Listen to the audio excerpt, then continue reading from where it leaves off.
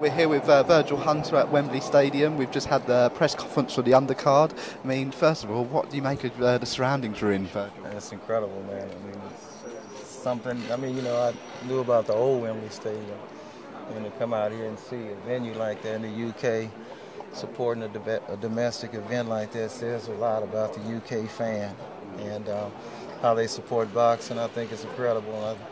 I think the whole country should be applauded.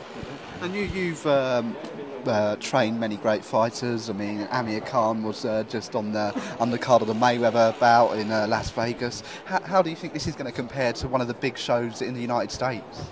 Well, again, like I said, it's a little different because the casino money in the United States is huge. The MGM can buy this place, and so it's not so much about the crowd, it's about the money. I don't know, what does a ringside ticket cost here? I think it's about £5,000. £5,000, so they did go up a little bit on ringside, okay, but when you go to Mayweather fight, it's $5,000. and 2,000 in the nosebleed. So, I mean, in the pay-per-view, of course. So it's a different setup how it's done, but I'm still very impressed how the country is getting behind their own native sons, and that's what makes a difference. And Brandon Gonzales, of course, fighting James Degale. How have preparations been going ahead of this bout? Preparation's been going well. I mean, he's prepared. This is his moment. Ever since he's been boxing, I mean, if he wants to come out of somewhat being a little known now to a lot known, he has to perform Saturday night. It's plain as day. It's plain as simple as that. And I think Degale is in the same situation. He hasn't performed up to par and what people thought he was going to be, so both of them pretty much in the same boat. So I look for a good fight between both of them. And in the press conference you mentioned about James Degale, and he was thinking about retiring from the sport, and then you mentioned also about he hasn't performed up to par, and you don't watch the tapes, too many tapes back, because you're not really seeing how the fight is improving. What have you made of James Degale, though, in his previous fights leading up to this?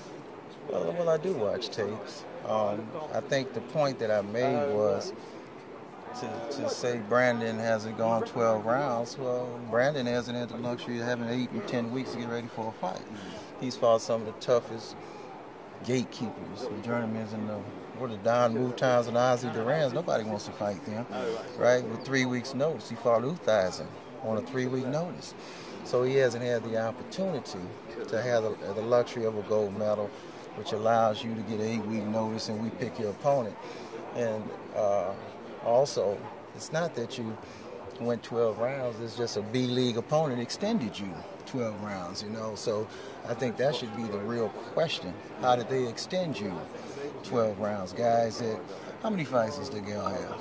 He's had about, in the 20s now. In the 20s. So, I mean, Andre beat Mikkel Kessler with 18 fights. You see what I'm saying? So there's a big difference. But he did start off in Lemoore, the small casinos and the small.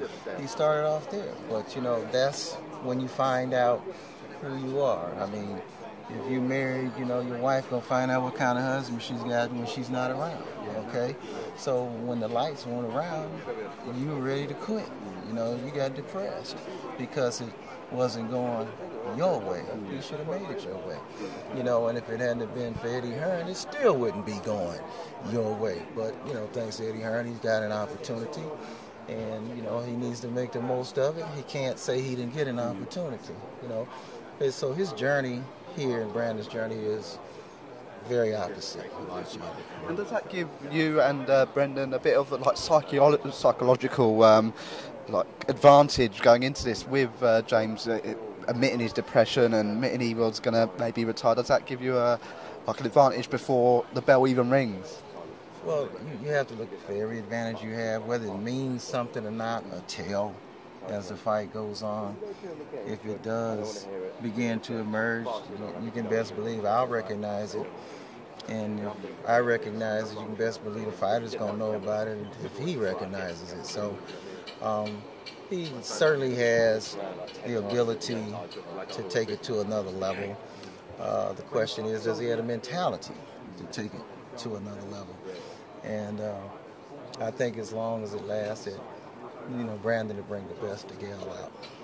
And of course, this is an eliminator for the winner of Froch and Groves, the main event on Saturday.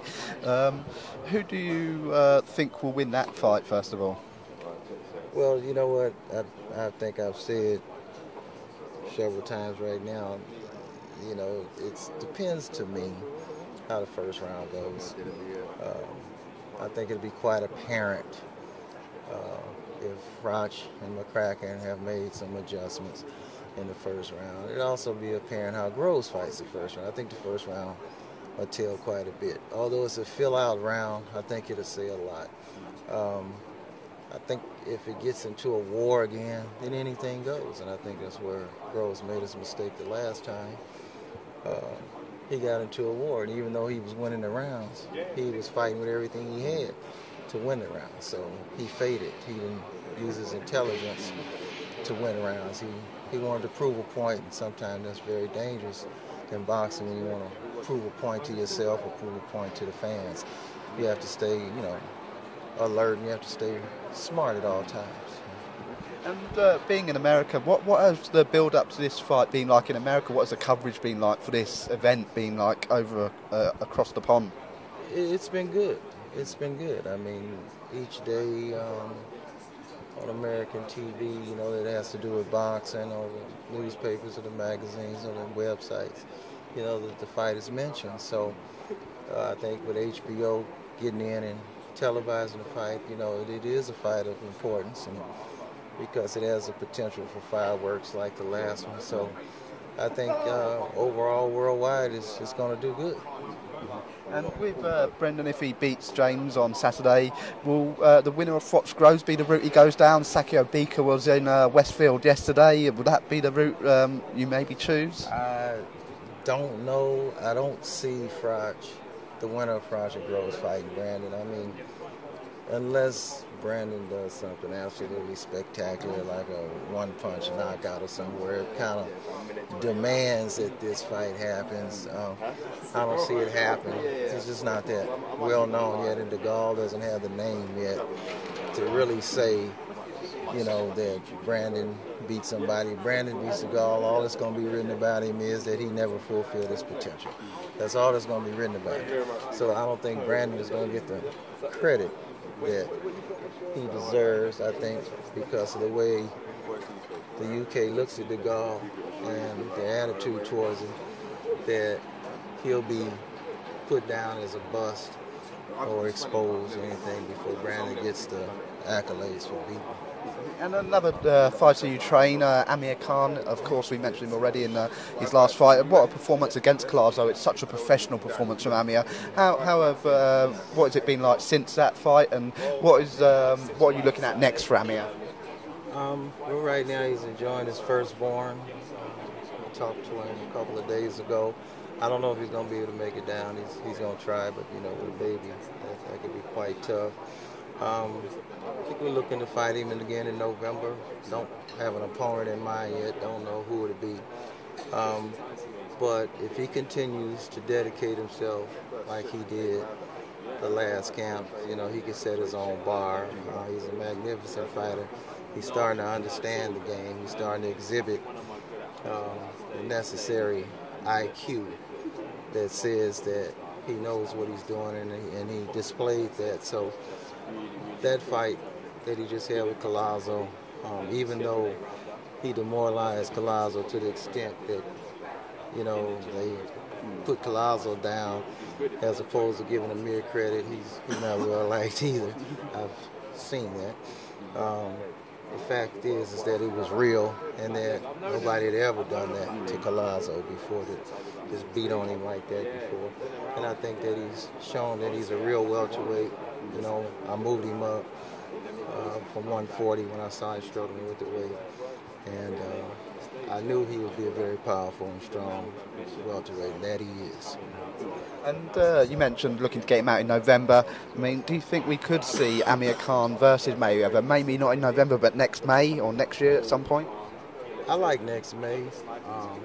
That gives him and I 2 more camps together. If that in fact takes place, he wins. October, November, very well could take place. Mayweather took a cut. People don't realize that, and it was a bad cut. And those type of cuts take longer than 2 months to heal, because you're going into sparring and things like that. And if he comes back too soon, that cut opens again. So it just remains to be seen. Personally, I like May, but if it happens, they pick Amir in November, December, we have to take the fight, and we'll prepare for the fight, and the intention is to win the fight. Oh, that's great, Virgil. Thank you so much.